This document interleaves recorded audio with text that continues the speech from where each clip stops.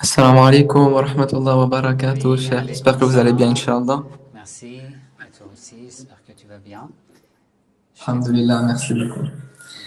Ma question, en fait, c'était quelle est la différence entre les cours que vous nous proposez avec, à l'Institut islamique Razva, alhamdulillah, les Mhm. cours de jurisprudence, de théologie, etc., comparé aux cours à la Hausa qu'on peut avoir en Iran ou notamment en Irak, etc.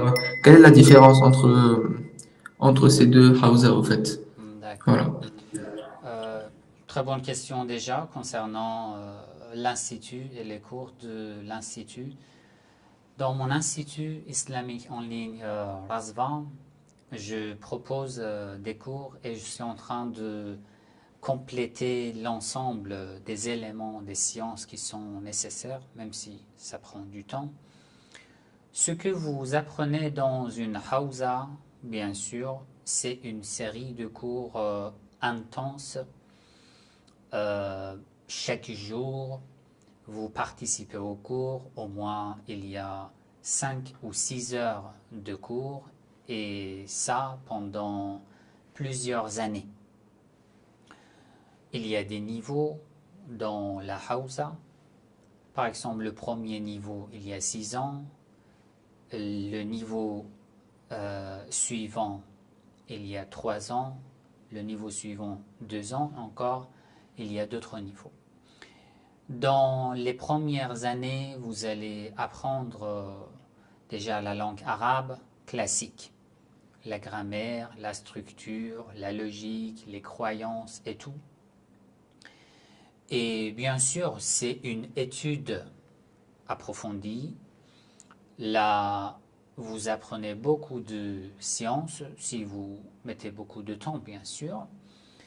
Et à la fin, vous aurez votre diplôme, qui est un diplôme équivalent au diplôme que vous prenez à l'université.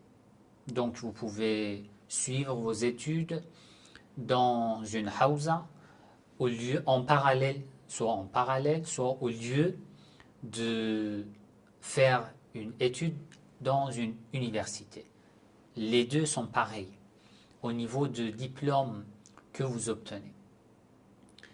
Mais ce que je propose dans mon institut, en ce qui concerne la qualité du cours, la qualité des cours, par exemple, de la langue arabe, la qualité des cours de la morphologie, la qualité des cours de fiqh ou des cours de la théologie, la qualité a été ajustée au niveau intermédiaire.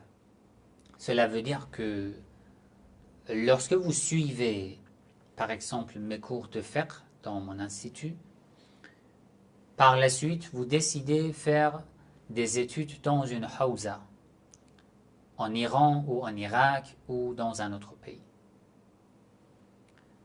Là, vous allez étudier le fiqh. Si vous avez déjà étudié les cours de fiqh de l'institut, je vous rassure que au moins jusqu'à la 5e année, et même je pourrais dire 6e année, il n'y aura pas quelque chose de nouveau pour vous dans le fiqh.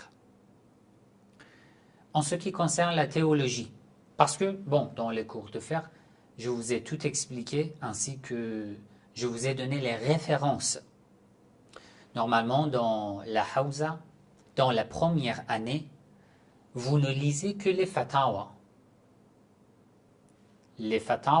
d'un seul marja, sans avoir les références, sans avoir les argumentations.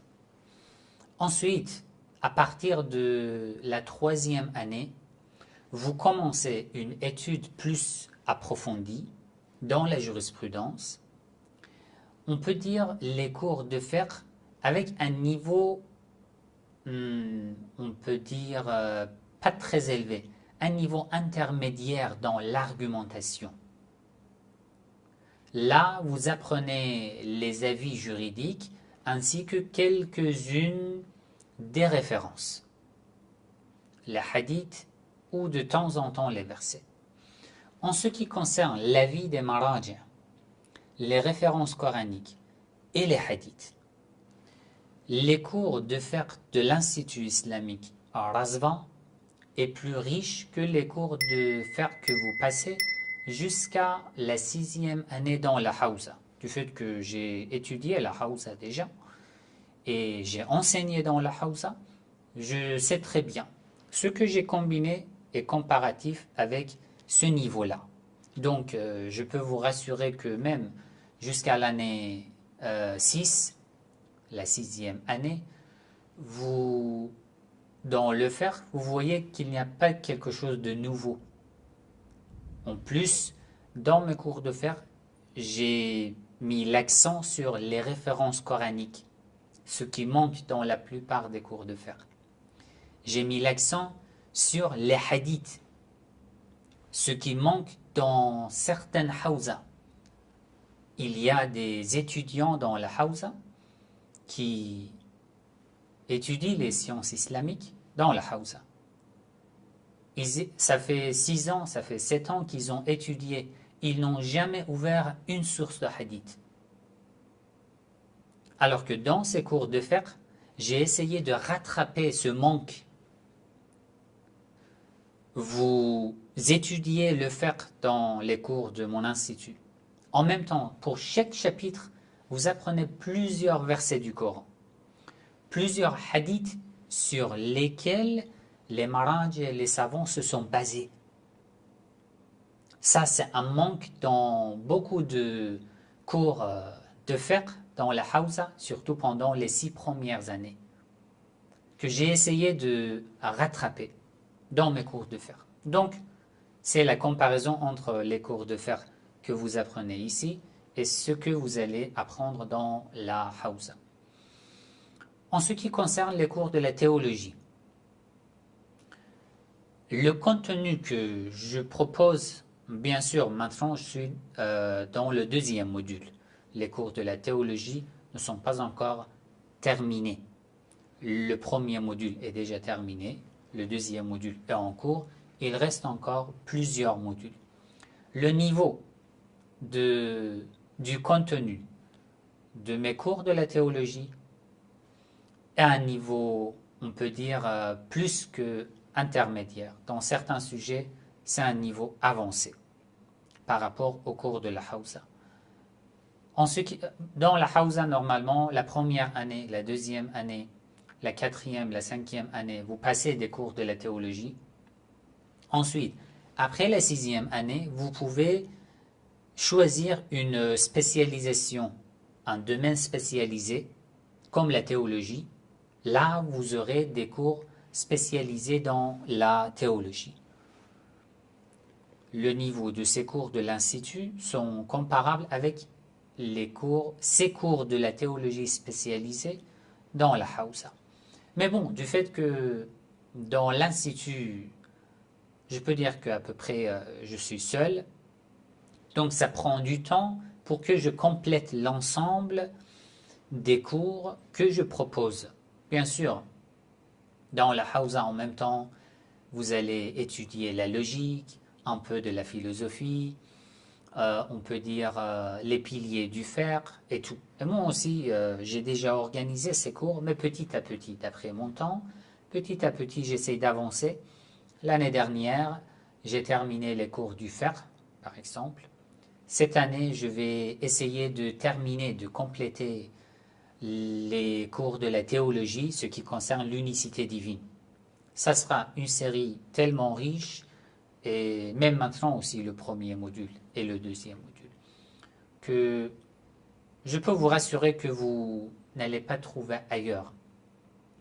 Mais si vous voulez passer des études intenses avec dans de différents domaines, bien sûr, vous devez envisager une étude à long terme dans une Hawza, ce qui sera équivalent à votre étude à l'université, même plus intense. Dans une Hawza, c'est plus intense. Vous devez étudier 2 fois plus, vous devez mettre du temps 10 fois plus, en comparaison avec des études dans une université. Parce que là, ici, c'est très compliqué, c'est très vaste et c'est tellement sérieux, il faut faire beaucoup d'attention, beaucoup d'efforts et mettre beaucoup de temps. Voilà. Donc ça, c'est une comparaison, je peux dire, rapide avec ces cours. L'Institut est en train de se développer, en train de on peut dire, de s'enrichir les cours petit à petit. Bien sûr, je peux envisager dans 2 ans, 3 ans, 4 ans, Inch'Allah, si Allah me donne la force, la santé, je vais terminer, je vais compléter l'ensemble de ces cours dont vous avez besoin. Là, je pourrais vous rassurer que vous pouvez suivre ces cours dans l'Institut et ça sera équivalent à 6 années d'études, par exemple dans la Hausa. Mais maintenant, au niveau de ce que j'ai mis à votre disposition, c'est ce que je peux vous dire.